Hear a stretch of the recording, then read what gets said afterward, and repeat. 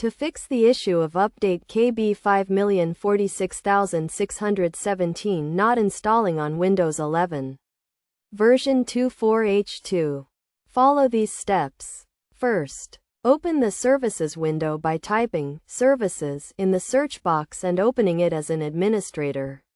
Look for App Readiness in the list, which should be near the top, and double-click on it. Change the startup type to Automatic. Then click Apply and OK. Try updating your computer again. If it doesn't work, proceed to the next step.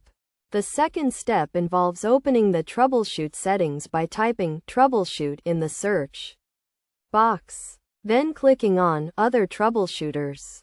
Look for the Windows Update option and click Run to complete the troubleshooter.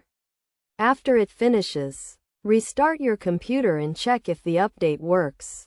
If not, move on to the third step. In the third step, open the Services window again as an administrator and look for Windows Update. The easiest way to find it is to press the W key on your keyboard to jump to the names starting with W. Then scroll down to find Windows Update.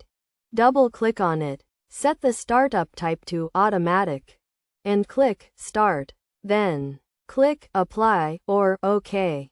Wait a few seconds. Right-click on it, and click Restart. Additionally, repeat the process for the Background Intelligent Transfer Service by pressing the B key to jump to the names starting with B.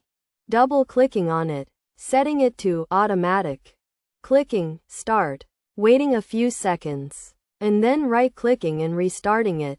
After completing these steps, restart your computer and try running the Windows Update again. Hopefully, this will resolve the issue.